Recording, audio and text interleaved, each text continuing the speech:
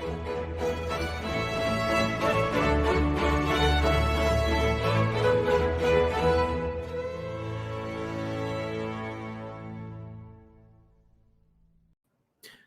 afternoon, ladies and gentlemen, and welcome to another episode of the Daily Friend Show.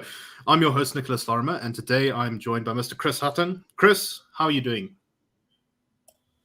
Afternoon, Nicholas and Tiego. Yeah, doing well, thanks. Trying to make sense of, as usual, what's going on with our government and certain new regulations, but we'll get into that in due course. Maybe you guys can also help me understand exactly what the COGTA minister has cooked up for us today.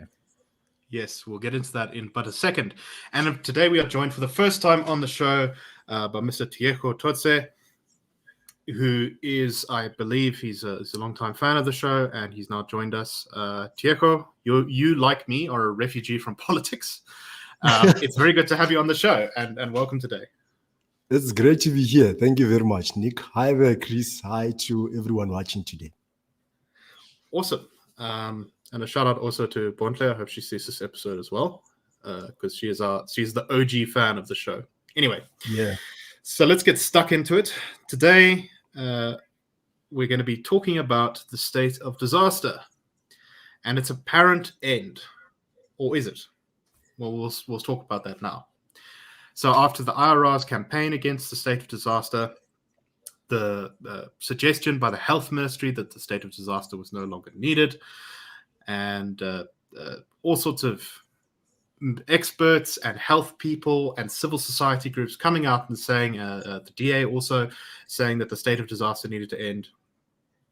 It kept being extended, but now it finally seems as though the president has confirmed that the state of disaster will end. And I believe it's set to end on the 16th of April. So finally, South Africa will no longer be in a state of disaster, and this is definitely a long time coming, as we've made the argument many times before. However, as government promised, they said they would not end the state of disaster until they had made permanent some regulations that it said were necessary to ensure that public health remained at a high level due to COVID.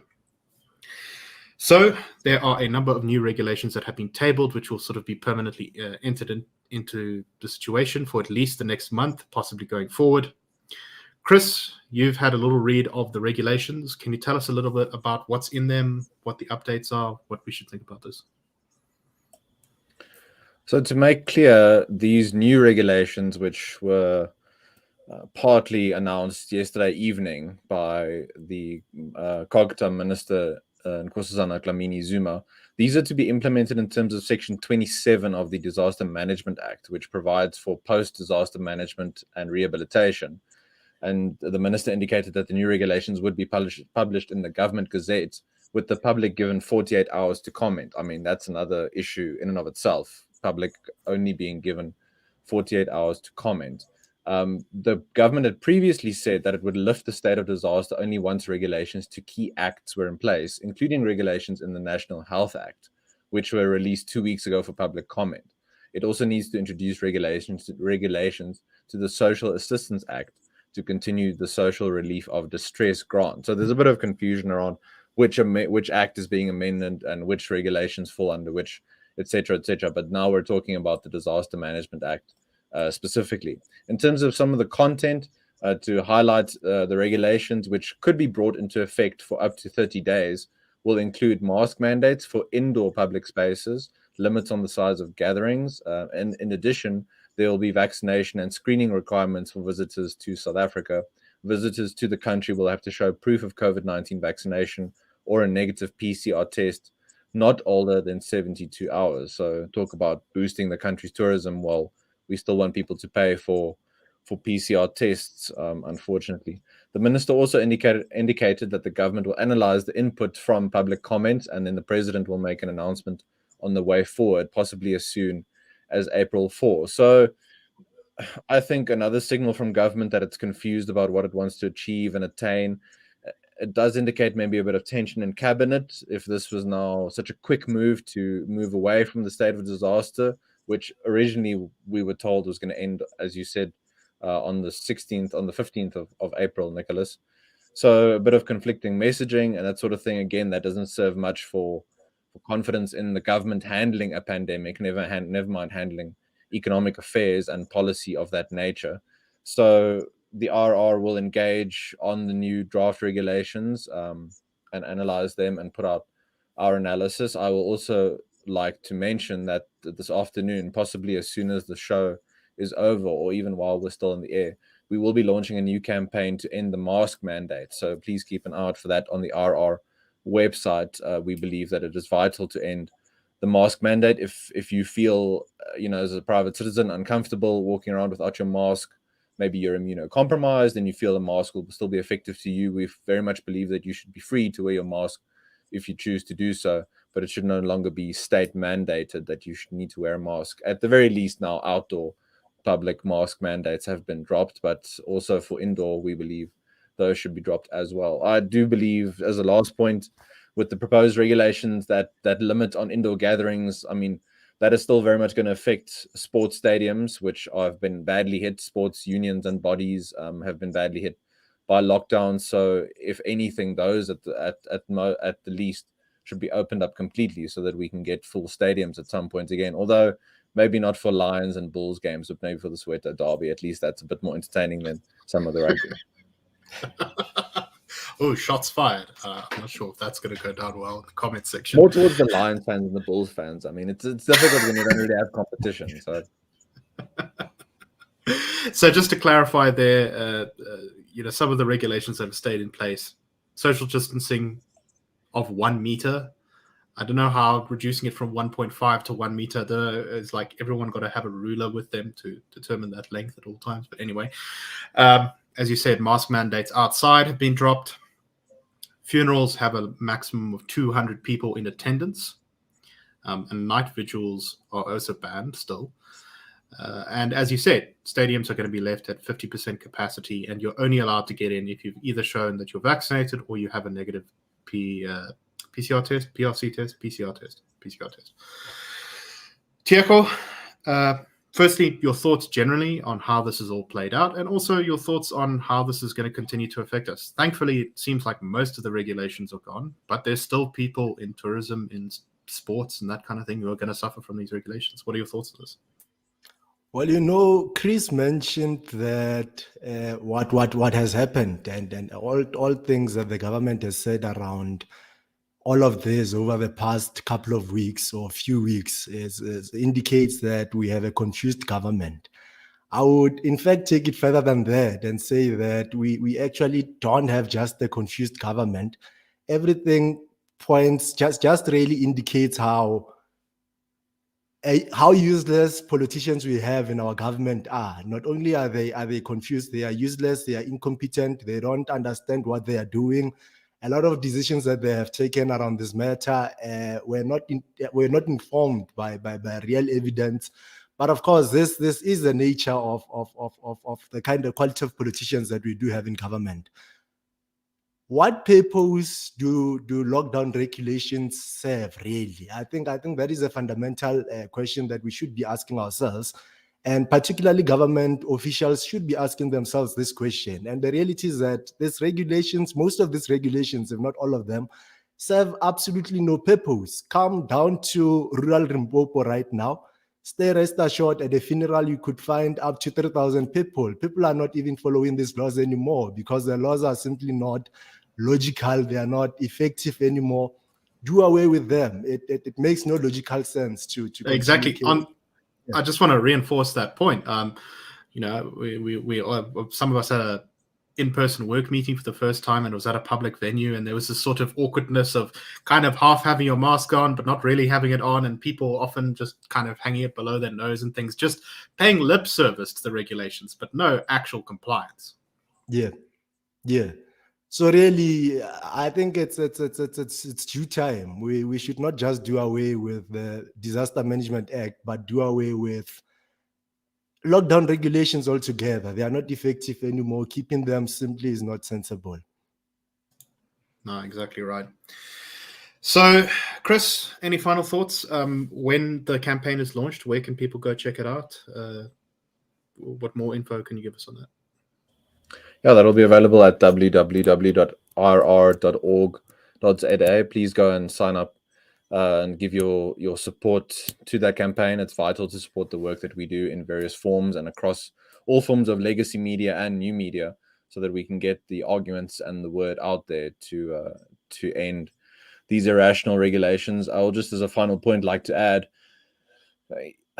the last 2 years, I think, of irrational regulations and government wanting to appear to do things, these regulations often bear the most brunt on the poorest of society. And it's one thing to require and demand that people, who work in Sandton City or Bryanston or take your pick can afford to work from home and they can social distance. It's another thing entirely to impose those costs and threat of force, if they don't comply, on people who live in townships and more rural areas where they don't have a choice but to share their home with many other people, with close family, relatives, etc., etc. So just, it again exposes that sort of the abuse of citizens' liberties and economic freedoms, to expect them to continue to adhere to these nonsensical regulations when they're trying to just have enough to eat and make a living in a country with an unemployment rate approaching 50% on the expanded definition.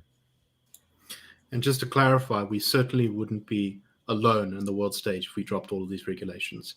Other countries with well-developed healthcare systems and sensible policy making everywhere from Europe to places in North America are dropping their regulations. So it's time that South Africa followed suit, instead of doing our usual thing, which is lagging behind by sort of 20 years to catch up to everyone else. Anyway, so yeah, check out our campaign. So let's move on to our next topic for today, and that is, for the first time, I think, in probably in South African history, we are having 2 votes of no confidence on the same day.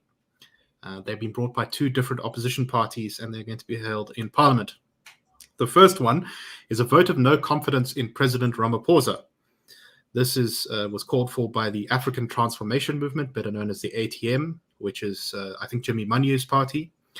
Of course, this party has long been accused of basically sort of being a front for Zuma and his interests.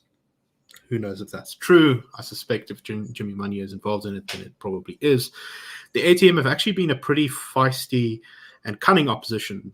They've joined many different suits. I think they also were part of the suit that the IRR and the DA and various other groups were involved in to make sure that the elections went ahead in last year.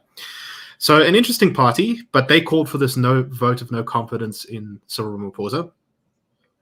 And they demanded a secret ballot. In fact, they went to court along those lines. And the court ruled that it was not sufficiently urgent and that they, in fact, didn't have to have a secret ballot. So that will be an open ballot, which means, I think, even though the vote has not yet happened yet, we can probably safely say that Ramaphosa will sail through it unscathed.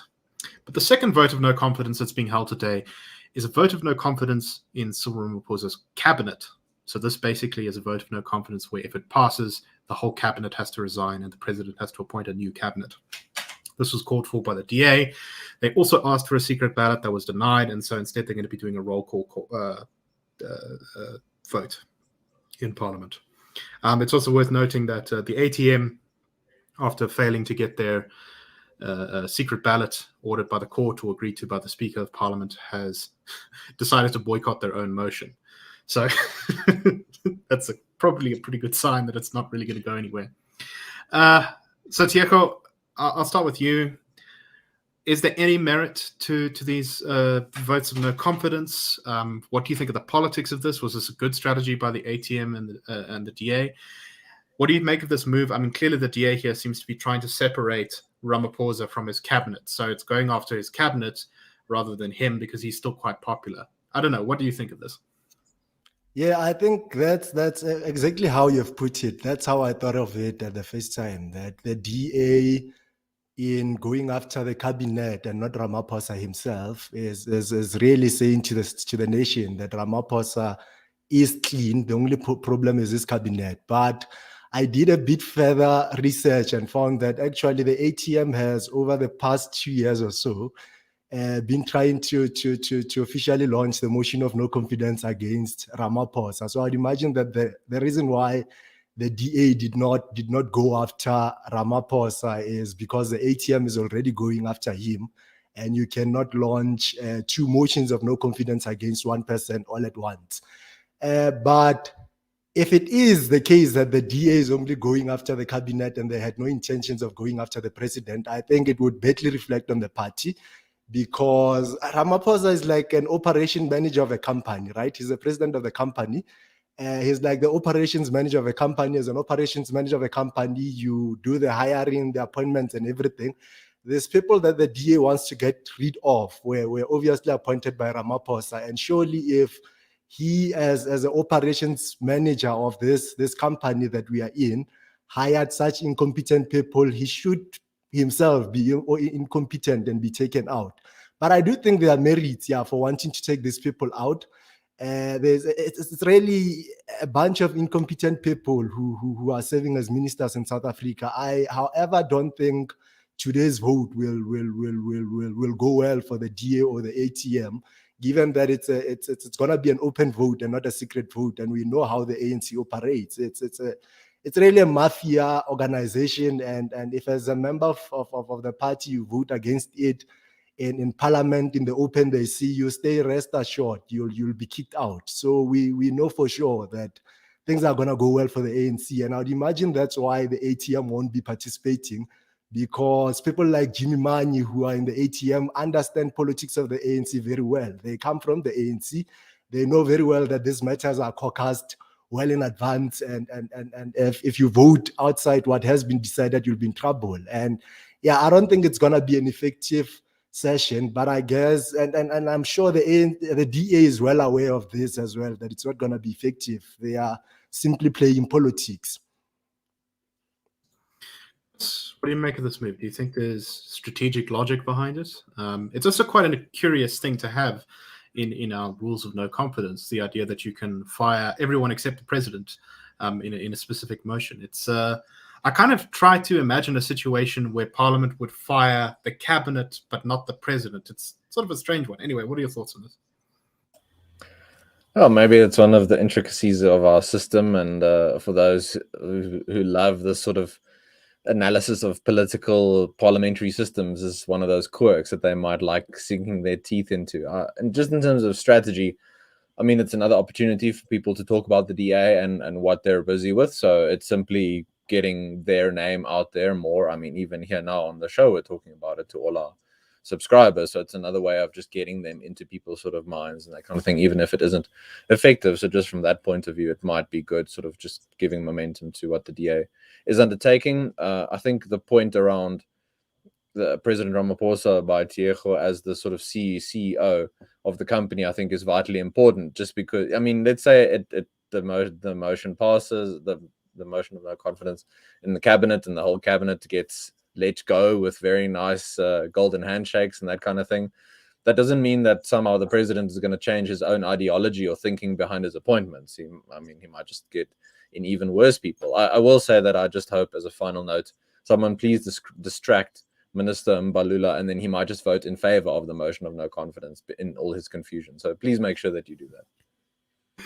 You say that, but I've been in council sittings where someone votes the wrong way, and then they try to take their vote back, and it causes an awful lot of drama. It happens more often than you'd think. It's very funny when it does. So I guess a very charitable interpretation here for the DA is that they're scared of attacking Ramaphosa too much directly, because he still remains the most popular politician in South Africa. You know, despite everything that's happened, a lot of South Africans don't blame him.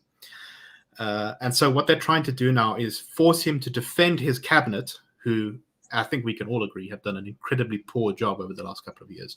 And by doing so, try and pull him down by tying him to his cabinet. Tieko has a final word on this. Do you think that that's the strategy here? I think it's a terrible strategy. I think it's an absolutely terrible strategy. If the DA takes the country seriously and it takes itself seriously, they should get rid of the man himself. He's incompetent. He has hired a bunch of incompetent people in there. They shouldn't be scared to face him straight on and take him out. Things are not looking good in the country. Treating the ANC with soft gloves like the DA is doing right now, it won't work. We really do need for political parties that stand for good principles and values to really come hard against these guys in parliament, so we can ensure that we do save our country. Excellent stuff. All right, let us move on to our next topic for today. And this is something we've discussed on the show at length before, but I think it's definitely worth talking about again today. We've had the latest unemployment figures, which show that the official rate of unemployment has gone up very slightly, I think by 0.5 percentage point. And the expanded definition, which includes people who have given up looking for work, which in South Africa is a very sizable number of people, has come down very slightly. So the official rate went up by 0.4% to 35.3, and the unofficial expanded definition dropped from 46.2, by 0.2 to 46.2. It's a very little change. We can't really say that there's progress being made in this field. And at the same time, there's also been a call by the Budget Justice Coalition, who have asked for a reformulation of grants in South Africa to what they say is meet the food poverty line, as well as the formal introduction of a basic income grant. So currently we have the 350 Rand COVID relief grant, which is not permanent, although it's also been extended past the state of disaster here. So the idea here is that basically everyone in the country should get a social grant, which gives them 624 Rand a month, which would be this organization says will be enough basically to ensure people's basic food needs are met. So we're these two problems are inextricably linked together, right? It's basically the question of how do people in the country feed themselves, look after themselves. Chris, what do you make of all this? What do you make of the call for a basic income grant of 600 Rand? And what do you think we should do about our unemployment level? Yeah, look, the grants proposal, and I mean, you can increase it to 5,000 per person or whatever amount you want to. understand from the social welfare, sort of altruistic, caring for your neighbor kind of point of view, there are strong arguments for it, and that you can maybe give people a little bit of breathing room. But no matter how big the grant is that you introduce, none of that will solve inflationary pressures on people spending. It won't solve issues at the country's ports and railways. It won't solve increased fuel price pressures. None of it will ensure that the extra money that citizens get in the form of grants actually can go towards productive, useful spending and investment, because as inflationary pressures increase, that people simply have to use more of their disposable income in that way. When the currency is devalued because of certain government policies, again, your money doesn't go as far as it used to. So even if you get more, it isn't actually effective. It doesn't sort of keep pace with the cost of living and the cost of goods and services and even basic food stuff. So I think it's a popular call, and it might get a lot of sort of popular support, but I don't think it solves any of the underlying structural issues in the South African economy. And then as a second point, yeah, if you pursue the sort of redistributionist grant-based system, you lose sight, I think, of the hard and necessary structural reforms in terms of policy that will unlock real capital formation and investment and the creation of job opportunities, real sustainable job opportunities. I don't think it's someone who's had a job in different forms since I left university, from my perspective, a sort of outside perspective, it doesn't come across as a life of dignity to sort of force people into dependence on the state into perpetuity, them and their children and their grandchildren. You only get a sort of life, at least an opportunity for a life of agency and dignity, if you have a growing economy with job opportunities and different ways for people to improve their own lives, take care of their families, look after their communities, and uplift people around them. This path that South Africa, that the government has chosen, and never forget that the consequence that we're sitting with now of record high unemployment is that the necessary effect of the government's chosen policies. You don't get off that path by simply continuing with more redistribution and more grants, not from my perspective.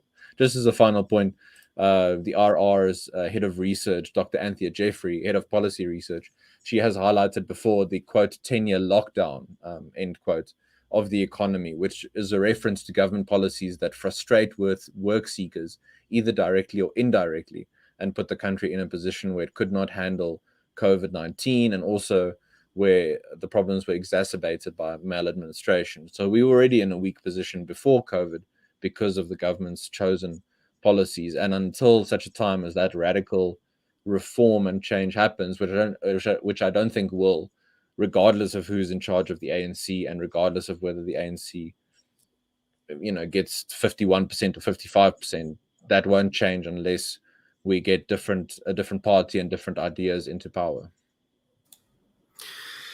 Yeah, I think if I can use a tortured analogy a bit here, South Africa's sort of policy, it's like a doctor who's got a very limited supply of medicine. He's running out of medicine, and instead of treating the causes of a disease, he just gives you more Panado, and it helps. It makes it a little bit more comfortable, but it's not actually solving the problem. The problems are unemployment and poverty, and I don't think that South Africans should look forward to aspiring to a life where they live on 600 rand a month, because that's not, who wants to live that life?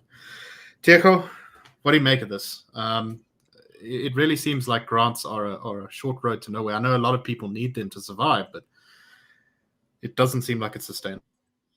It's not going to work out. We already have more people on grants than people who are working.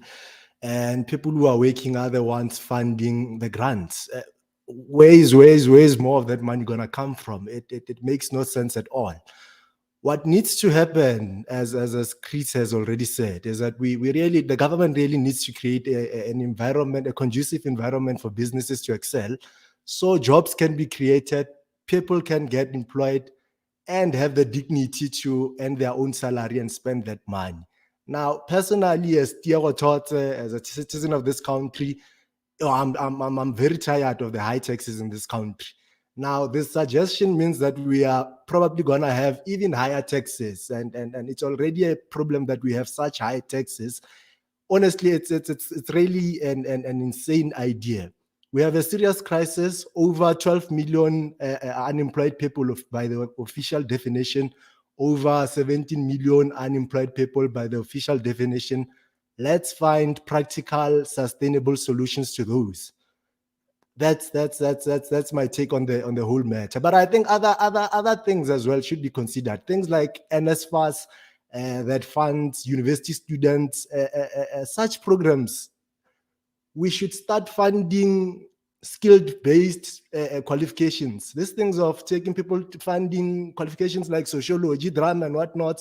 People coming back at home, sitting home, not creating jobs, not producing anything. It's a crisis. We really need to start taking ourselves seriously as a country, and start coming up with solutions that will take us forward rather than back.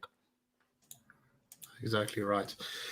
Yeah, it frustrates me to no end that we just sit with joblessness as the great crisis in South Africa. And this is one, of course, that all IRR polling shows is the number one issue for South Africans. It is, if you look at what political parties actually campaign on when they're trying to get votes, like, for example, in the last election, the EFF was your jobs, and then and land. The jobs were clearly the thing that they were using to bring people in, and the land was like a sort of ideological sop that went kind of afterwards. So it's clear, I think, that politicians do recognize this, but of course the problem is beyond what you guys just said, that we're spending money we're spending our money poorly, we're creating this bad fiscal environment, bad regulatory environment, is that our labor laws make it very risky to hire people. You hire someone, you can't fire them. Often takes a lot of written warnings, takes a lengthy legal process, and as a result, businesses say, well, we'll get a machine to do it. Well, we'll get one person to do two jobs. And then you sit with a situation where you have even worse labor relations, because I remember now when the AMCU miners were striking on the platinum mines a few years ago, they wanted an entry-level wage of 15,000 Rand per month. And people said, well, this would put you actually pretty high up in the pay scale compared to a lot of South Africans for what is essentially unskilled work. Or at least, you don't have to go to school to learn it, because you learn it on the job. And the miner said, yes, but I have 15 people to feed at home. And that's because no one has a job. So final words on this, Chris, in the last 30 seconds. Only to add that, a proposed solution for this and other problems by government is the Employment Equity Amendment Bill, which in our view would export the destruction that has been done to the SOEs, to the private sector. So if you believe strongly against that idea and want to support our campaign against the EEB, please go to the website and sign to support that campaign as well. I think things like the EEB are the exact opposite of what the country needs, and it's up to us and other organizations with the support of South African citizens to fight back. Exactly right. All right, that is all the time we have for the episode today. So thank you very much for listening. We hope that you enjoyed the show and found it interesting. Please like the video or subscribe to our channel. Please rate us on the podcast apps, and please support the Institute of Race Relations, which is the great octopus with all of its tentacles and classical liberalism, keeping us funded and fueled and employed to fight the good fight. So thank you very much, and we will see you tomorrow on the Daily Friend Show. Cheers, everyone.